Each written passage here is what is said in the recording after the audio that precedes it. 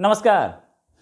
एक आतंकी ज़हूर मिस्त्री, भारत का एक प्लेन हाईजैक करने का आरोपी, ये पाकिस्तान में बेस था। वैसे तो किसी को नहीं पता था अब तक कि ये कहाँ है। ये पाकिस्तान में रह रहा था, कराची में रह रहा था, पाकिस्तान की सरकार के नाक के नीचे रह रहा था। 1 तारीख को, 1 मार्च को उसे किसी ने वहाँ पे कराची में गोली मार दी, जिसके बाद वो मर गया। और पाकिस्तान की सरकार ने इस खबर को दबाने की कोशिश की। पाकिस्तान की सरकार ने अपने मीडिया को बोल दिया है कि इस खबर को चलाना नहीं है, इससे बच के रहें। ये ज़हूर मिस्त्री IC-814 प्लेन, जो कि इंडिया का प्लेन, हाईजैक हुआ था और कांधार ले जाया गया था, जिसके बाद 3 बड़े आतंकी छुड़वाए गए थे। प्रधानमंत्री अटल बिहारी वाजपेयी के दौर की कहानी है। और ये 3 आतंकी छुड़वाने के बाद भारत में आतंकी हरकतें बढ़ती दिखी। खासतौर से अजहर मसूद, जिसको इसमें छुड़वाया गया था, उसने जैश ए मोहम्मद बनाई और वहाँ से आतंक बढ़ता चला गया। अगर हम बात करेंगे इसी पर भी, उससे पहले कि अगर आपको ये चैनल पसंद है तो सब्सक्राइब का बटन दबाएं, लाइक का बटन दबाएं और हमारी आप अपडेट्स लेते रहेंगे। साथ में बात करते हैं कि ये IC-814 हाईजैकिंग जो हुई थी, 5 आतंकियों ने की थी। 5 में से कई आतंकी गायब थे, पाकिस्तान मना करता रहता था। शायद पाकिस्तान इस हत्या का आरोप पाकिस्तान इंडिया पे लगा चुका होता अब तक, लेकिन क्योंकि ज़हूर मिस्त्री जो है वो एक दूसरे नाम से, एक जाहिद अकुंद नाम से आइडेंटिटी चेंज करके, पाकिस्तान की ISI ने इसकी आइडेंटिटी चेंज की होगी, ऐसे बहुत सारे आतंकियों को पाकिस्तान पालता है। उसने आइडेंटिटी चेंज करके रह रहा था वहाँ पर। अख्तर कॉलोनी में क्रीसेंट फर्नीचर्स नाम की एक दुकान का मालिक था और वो चलाता था। इस खबर को जियो टीवी ने डाल दिया और जियो टीवी ने इसको दिखा दिया, और दिखाने के बाद उन्हें भी नहीं पता था कि ये आदमी कौन है। बाद में जब उसकी फ़ोटो दिखी तो उसमें इंटेलिजेंस एजेंसीज़ ने अपनी एक्टिविटी शुरू की और इंटेलिजेंस एजेंसीज़ ने दिमाग लगाना शुरू किया कि ये वही आदमी है।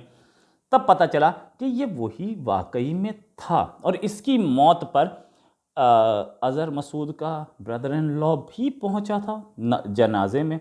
साथ में जो CCTV हमें दिख रहा है, कहते हैं ना, भगवान की लाठी में आवाज़ नहीं होती।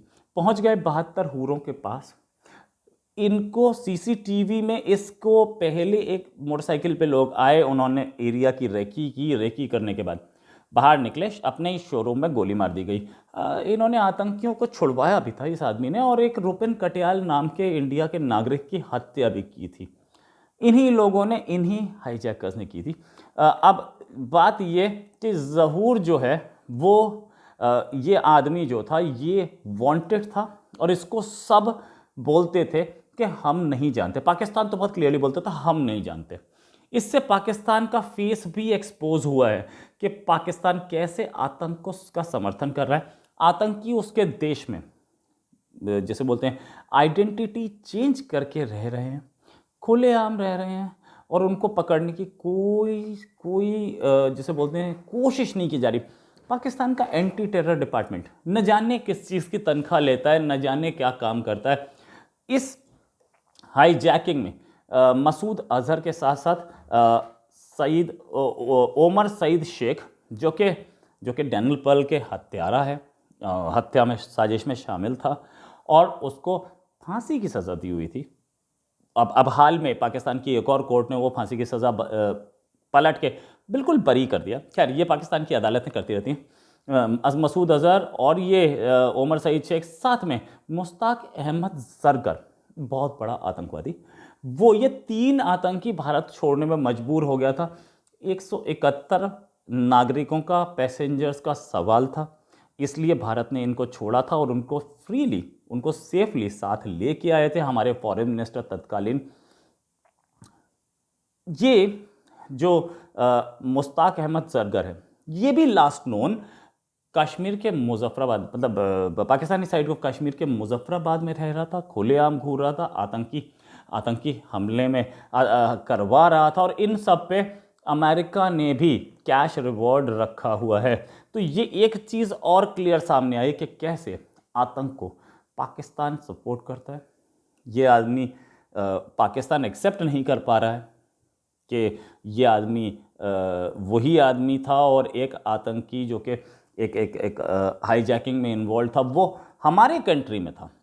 अदरवाइज इन्होंने इसका हंगामा ज़रूर बताया होता, इन्होंने इंडिया पर ब्लेम जरूर लगाया होता, और उस आदमी को शहीद का दर्जा दे करके नीली वो पाकिस्तान के झंडे में लपेट के और उसको इस्लाम का सबसे बड़ा जैसे बोलते हैं मसीहा ज़रूर बताया होता। लेकिन क्योंकि अब वो खुद फंस रहे हैं और इनको सबको ये लोग यूज़ करते हैं टॉयलेट पेपर की तरह और फेंक देते हैं, तो क्योंकि अब तो उससे पैसा निकलना नहीं था, वो तो अपनी फर्नीचर दुकान चला रहा था, अब तो कोई आतंक में नहीं था वो, या रहा भी होगा तो पता नहीं, क्या पता, हो सकता है, हमें नहीं पता इसके बारे में। लेकिन फर्नीचर की दुकान चला रहा था तो ऐसा लगता है कि वो आतंक से परे हो गया था इतने साल में। अगर वो किसी काम का नहीं रह गया, जिससे पैसे नहीं आने, जिससे हत्याएं नहीं होनी, जिससे चंदा नहीं आना, तो उसको कोई आदमी शहीद का दर्जा क्यों दे? आईएसआई उसको शहीद का दर्जा क्यों दे, और अफगानिस्तान और पाकिस्तानी आर्मी उसको शहीद का दर्जा क्यों दे, और पाकिस्तान की गवर्नमेंट उसके लिए क्यों कुछ करे? कीड़े की तरह उठा था, हमने यूज़ किया, मार गया कोई, दबा दिया, बस यही तो कहानी है। जैसे कि अजमल कसाब की डेड बॉडी भी लेने से मना कर दी थी, वैसे ही इसका भी राज हुआ। पाकिस्तानी जो लोग हैं, पाकिस्तानियों को ये बात समझ में आनी चाहिए कि किस तरीके से इस्लाम के और जिहाद के नाम पे पाकिस्तान की आर्मी, आईएसआई और पाकिस्तानी गवर्नमेंट इन लोगों का मिसयूज़ कर रही है। जैसे बुरहान वानी ट्रेन चलाई गई थी, ऐसी कोई ट्रेन इस ज़हूर मिस्त्री के नाम पे नहीं चलाई जाएगी, क्योंकि इनको अपनी पड़ी है, इनको इस चीज़ की पड़ी है कि कहीं मेरे फार्म हाउस बनने ना बंद हो जाए, कहीं मेरे फार्म हाउस का खर्चा निकलना ना बंद हो जाए। वैसे ही प्राइम मिनिस्टर इमरान खान तो खुद ही बोल चुके ना, 50 लाख रुपए महीने का खर्चा है बानी गाला का, वो खर्चा कहाँ से आएगा? और एक आदमी से मांग भी रहे थे वो, इतना खर्चा चाहिए, तो ये खर्चा कहाँ से आएगा? इन्हीं एक्टिविटीज़ से आता है। और ये ज़हूर मिस्त्री की हत्या ये बात तो बिल्कुल क्लियर करती है कि देखिए पाकिस्तान में आतंकी कैसे छुप करके अपनी आइडेंटिटी चेंज करके उधर रख लिया जाता है। इससे पहले भी हमने कई बार देखा है, जो सईद शेख था वो कहीं रोहित शर्मा नाम से ही रह रहा था, वो भी पता नहीं मेरा नाम क्यों मिसयूज़ कर रहा था। खैर एनीवेज, वो कहीं पे होटल में घुसा था अमेरिका के, सॉरी पाकिस्तान के, और वहाँ पे रोहित शर्मा नाम से ही रह रहा था। और दूसरे आतंकी जो हैं वो भी पासपोर्ट चेंज करके, अपना नाम चेंज करके कई नामों से रहते हैं। वो इंडिया में भी कई नामों से घुसते हैं, पकड़े ज़रूर जाते हैं लेकिन कई नामों से घुसते हैं, और उनको पूरी आइडेंटिटी चेंज कर दी जाती है, कोई नहीं पहचान सकता उनको। और उनको अपने गांव से या अपने शहर से दूर एक दुकान दिला दी जाती है, अपना दुकान करते रहते हैं। मज़े कौन लेता है? मज़े वो लेता है जिसका फार्म हाउस बन गया, जिसकी बिल्डिंगें खड़ी हो गई, जिसकी मोटी प्रॉपर्टी बन गई। वो उसके बाद वो कुछ नहीं करेगा, फार्म हाउस से पैसा आता रहेगा और वो खुद बिरयानी खाता रहेगा। ये बेचारा एक दुकान चला रहा था और इसको कोई मार गया, कोई सिक्योरिटी भी नहीं थी।